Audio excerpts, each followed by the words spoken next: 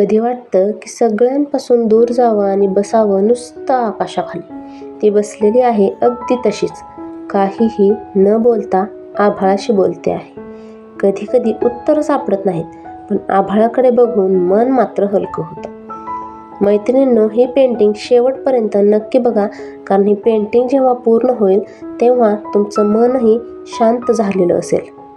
मैत्रिणींनो, या व्हिडिओचा भाग 1 आपण चॅनलवरती आधीच अपलोड केलेला आहे. तो व्हिडिओ जर तुम्ही बघितला नसेल तर नक्की बघा, कारण हे पेंटिंग आपलं भाग 1 मध्ये सुरू झालेला आहे आणि हा भाग 2 आपला पेंटिंग पूर्णत्वाकडे जाणार आहे.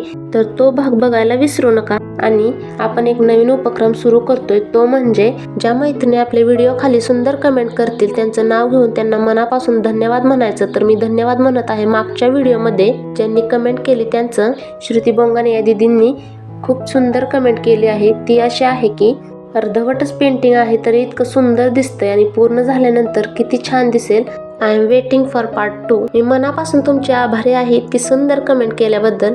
म्हणून मी या पेंटिंगचा भाग 2 तुमच्यासाठी खास लवकर घेऊन आलेली आहे. आणि हो, पेंटिंग शेवटपर्यंत नक्की बघा.